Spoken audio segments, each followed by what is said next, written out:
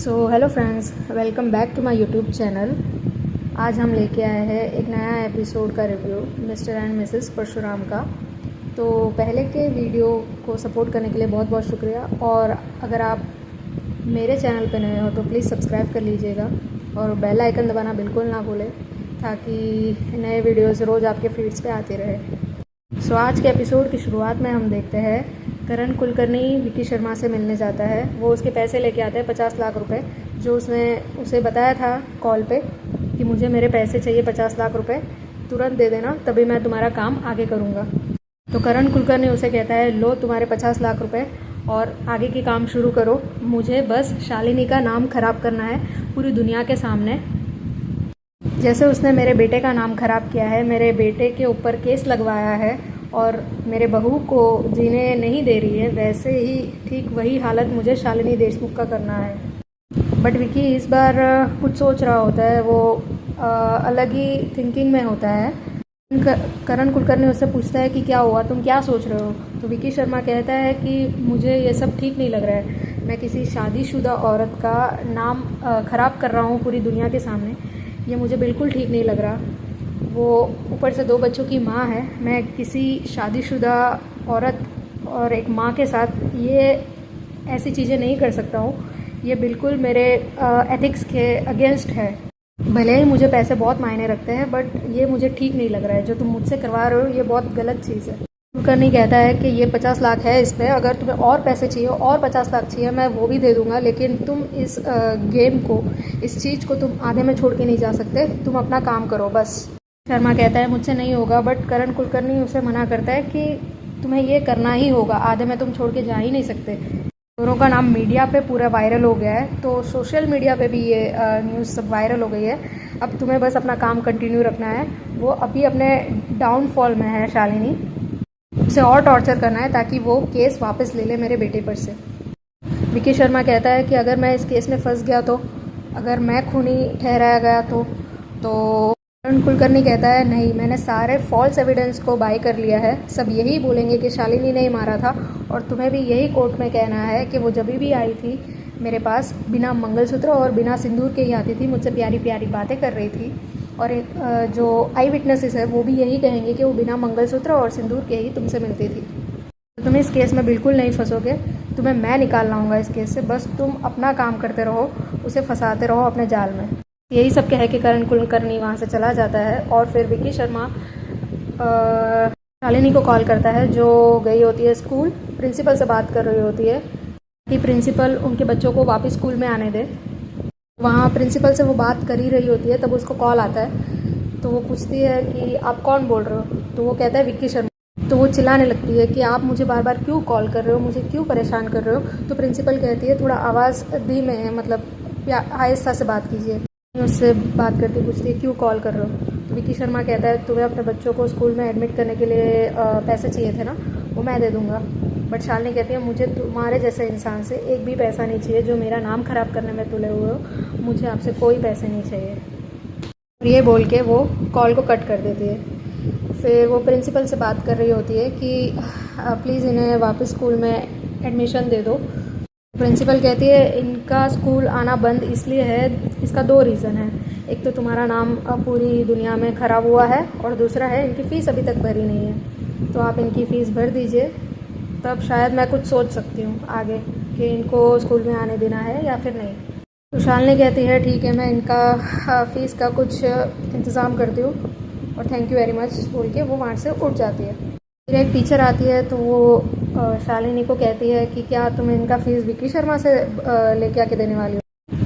तो वो कहती है थोड़ा तमीज़ से बात कीजिए मुझसे। तो टीचर बोलती है तुम्हें तमीज़ नहीं आती है। प्रिंसिपल कहते हैं कि तुम इनसे ऐसे क्यों बात कर रही हो, थोड़ा तमीज़ सीख लो तुम भी। वहाँ से शालिनी चली जाती है और जब वो स्कूल के बाहर आती है शालिनी, तब वहाँ पे एक आदमी आता है। वो कहता है कि वो शिव का कलीग है और वो कुछ पैसे देता है कवर में शालिनी को। शालिनी पूछती है इस कवर में क्या है, तो वो बोलता है कि कमीशन है शिव प्रसाद का, आपके पति मेरे साथ ही ऑफिस में काम करते थे, वो मेरे कलीग थे, तो उन्होंने एक बड़े क्लाइंट का इंश्योरेंस करवाया था, तो ये उनका ही कमीशन है जो उन्हें मिला था। तो शालिनी उनसे पूछती है अगर आप चाहते थे तो आप ये पैसे मुझे नहीं भी देते, आप क्यों दे रहे हो? तो वो आदमी कहता है कि ये शिव प्रसाद देशमुख की मेहनत की कमाई है और हम एक अच्छे फ्रेंड्स भी थे कलीग के साथ साथ, तो आप प्लीज़ ये पैसे रख लीजिए, ये आपके लिए यूज़फुल होंगे। तो शालिनी कहती है नहीं, मैं ये पैसे नहीं ले सकती, अगर मेरे पति ही नहीं रहे तो मुझे अब उनके पैसे भी नहीं लेने ही चाहिए। तो वो कहता है कि ये आपके पति के पैसे हैं, आपके लिए ना सही लेकिन आपके बच्चों के काम आएंगे, तो प्लीज़ आप इन्हें रख लीजिए। तो फिर शालिनी वो ले लेती है कवर। चिंटू पूछता है माँ ये किसके पैसे हैं? तो शालिनी चिंटू को कहती है ये तुम्हारे पा के पैसे हैं। यूँ कहती है माँ इतने पैसों में हम फ़ीस कैसे भर पाएंगे, अभी तो और भी 1 लाख रुपए की ज़रूरत है। तो शालिनी कहती है ठीक है मैं देखती हूँ। फिर वो लोग वहाँ से चले जाते हैं। फिर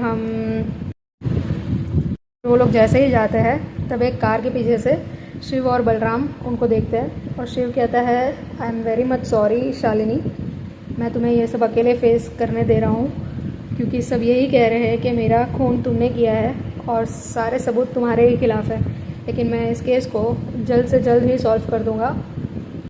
मैं तुम्हें ऐसे अकेले सब कुछ सहने नहीं दूंगा, ये केस अब मेरे हाथों में है, मैं ढूंढूंगा खूनी कौन है।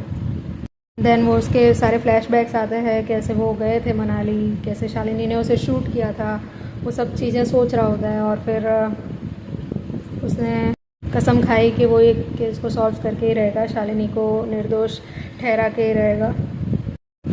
दैन दूसरी ओर शालिनी भी चल के जा ही रही होती है और वो भी चीज़ें सोचती है कि कैसे शिव ने उसे कहा था कि उसके किसी क्लाइंट का इंश्योरेंस हो गया है और उनके 2% उसके कमीशन में आएंगे, तो वो ये सब चीज़ें सोच रही होती है। शिव के साथ जो टाइम स्पेंड किया होता है वो सोच रही होती है, मनाली में कैसे उसको शूट किया था उसके भी सेम फ्लैशबैक्स आ रहे थे और इमोशनल होता है, मेमोरीज हिट बैक कर रही होती है। तो वो चलते चलते किसी से टकरा जाती है और वो फीमेल जिससे टकराती है वो औरत बोलती है कि देख के चलो, बट फिर भी वो उसका ध्यान था ही नहीं, वो बस वही थिंकिंग में थी, वही सब कुछ वो सोच रही थी। तो फिर एक आदमी वहाँ से आता है और वो इसी बात का फ़ायदा उठाता है, उसने उसका कवर छीन लिया उसके हाथ से और वो भागने लगा।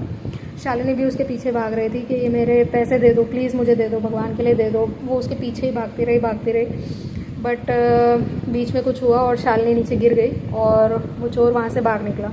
वो वहाँ रो रही होती है, पीयू चिंटू भी रो रहे होते हैं।